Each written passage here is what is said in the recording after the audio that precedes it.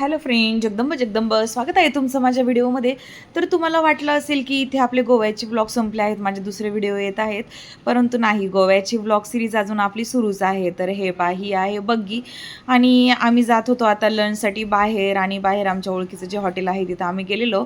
आणि तिथं हे पहा, अशा प्रकारचा फिश त्यांनी त्यांचा स्पेशल फिश आहे हा.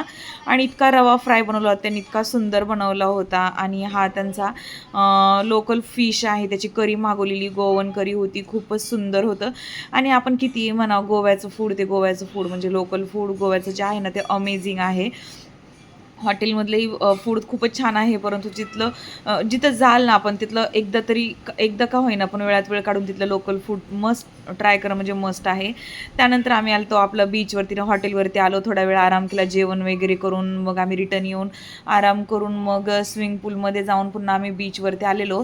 आणि अशी संध्याकाळची वेळ होती, म्हणजे सनसेटला आम्ही सकाळी एक सनराईजला आणि सनसेटला 2 टाईम आम्ही बीचवरती मस्त एन्जॉय करायचो गोव्याला गेल्यानंतर. आणि हे पहा, अशा प्रकारे आरामात बसून मी फूट मसाज वगैरे करून घेणार आहे. आणि आता छान अशा प्रकारे जिथं फूट मसाज करणारे जे थोडेफार लोकल लोक आहेत त्यांच्या आहेत ना राहुट्या, ते आपल्याला थोडंफार चहा, मॅगी, ज्यूस वगैरे देतात, कोकोनट वॉटर वगैरे देतात. आणि तर हॉटेलचं शाक पण आहे. तर आम्ही इथल्याच मग त्यांना सांगितलं होतं मॅगी बनवण्यासाठी. मग ते बनवत आहेत तोपर्यंत मी असा बसून एन्जॉय करत होते. अन्वीचे पप्पा आणि अन्वी असे दोघेजण समुद्रामध्ये मजा करत होते, दोघंजण वेवचा आनंद घेत होते. आणि अशा प्रकारे लाटा अंगावरती घेत होते आणि सनसेट होत होता. आणि खूपच छान असं दृश्य होतं, इतकं छान वाटत होतं ना, मनमोहक आणि इतकं रिलॅक्सिंग फील होत होतं.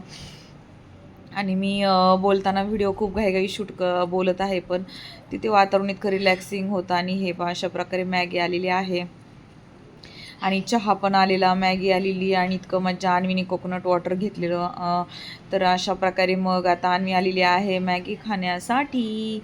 आणि अशा प्रकारे आहे. तर हे पहा, किती छान असं आहे.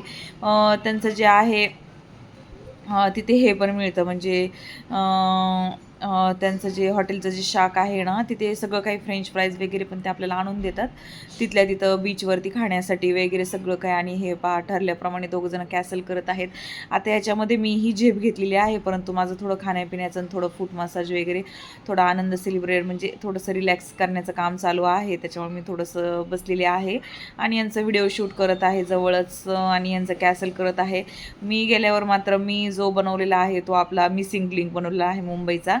तर अशा प्रकारे आहे पहा, समुद्राच्या लाटा येतात आणि त्यांचा कॅसल तोडतात, पण ती पण आहे ना एक वेगळीच मजा आहे, म्हणजे खूप छान. आणि हा समुद्रकिनारा खूप जास्त क्लीन आहे आणि खूप जास्त क्लीन वॉटर. आणि आम्ही माघारी निघालेलो तेव्हा पहा वातावरण काय आहे, काय तो समुद्र म्हणजे डोळ्यात भरून घेण्या इतपत हा सगळा नजारा आहे. म्हणजे आपण डोळ्यामध्ये पण कितपत भरून घेऊ शकल याचा अंदाजा नाही. म्हणजे ना हे दृश्य ना ना टी व्हीमध्ये ना पिक्चरमध्ये ना मूवीमध्ये कशामध्येच आपण म्हणजे कशामध्येच हे साठवून नाही ठेवू शकत, अनुभवू नाही शकत. जोपर्यंत आपण तिथं जाऊन हे प्रत्यक्षात जोपर्यंत अनुभव घेत नाही तोपर्यंत त्याचा आनंद समजत नाही. आणि मी फक्त व्हिडिओ शूटिंग नाही करत, तर मी आनंद घेऊन माझं सगळं एन्जॉयमेंट झाल्यानंतरच मी शूटिंग करत असते. कुठेही गेल्यानंतर तुम्हाला असं वाटत असेल ही फक्त शूटच करते का, तर बिलकुल नाही. मी पहिल्या सगळ्या गोष्टींचा खूप मन भरून आनंद घेते आणि मग मी शूटिंग करते. तर हे पहा, हे त्यांचं बीच साईड हॉटेल आहे दललीचं, ज्याला कारसोट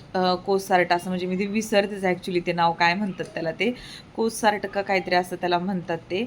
आणि हे पहा, लोक आता हॉटेलवरती चाललेले आहेत, म्हणजे पूलमध्ये या टायमिंगला आहे ना लोक बीचवरून ना पूलमध्ये जातात. आणि हे पहा, खूप छान दुपारचं तर इतकं हॅपनिंग आणि इतकं सुंदर इथलं